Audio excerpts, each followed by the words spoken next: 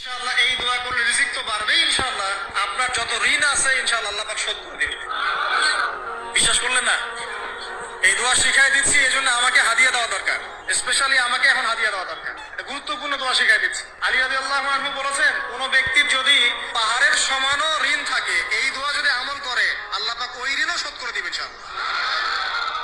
ঋণ কেমন জানেন? ওই যে এখন মানুষ ঋণ নিচ্ছে 1 কোটি টাকা ব্যাংক থেকে, 2 কোটি টাকা ব্যাংক থেকে, হ্যাঁ, কত বছর, 10 বছরের জন্য, 20 বছরের জন্য বাড়ি করছে, তাই না?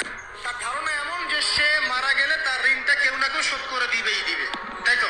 আর আল্লাহর রাসূল কি বলছেন দেখেন, একজন মারা গেছেন, নবী সাল্লাল্লাহু আলাইহি ওয়াসাল্লামের সময় একজন মারা গেছেন। তো নবী কেন এই ব্যক্তির কি কোনো ঋণ আছে? একজন সাহাবী বলেন, হ্যাঁ ইয়া রাসূলুল্লাহ, তো ঋণ আছে। নবীজি বললেন, তোমরা ওর জানাজা পড়ো, আমাকে ডেকো না। তোমরা ওর জানাজা পড়ে নাও, আমি জানাজা পড়তে চাচ্ছি না। আমি এখন কেমন করে আপনাকে বুঝাবো ঋণ কত ভয়ঙ্কর জিনিস?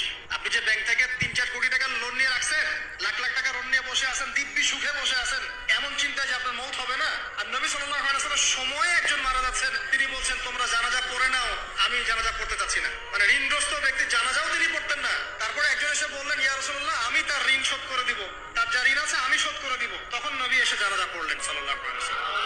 তো আপনার এই কোটি কোটি টাকা ঋণ শোধ করার লোক তো রেডি আছে নাকি? আছে না?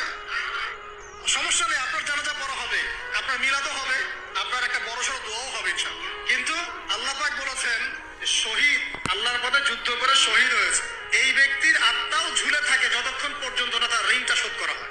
এবার বলেন আমি কি বুঝাবো আপনাকে? আর কিছু বলতে হবে? তো এখন সেই দোয়া শিখাচ্ছি আপনাদেরকে, যে দোয়া শিখলে আপনারা ঋণ থেকে বাঁচবেন ইনশাআল্লাহ। কত দিবেন বলেন? আচ্ছা, হ্যাঁ, এই তো, শুকরিয়া।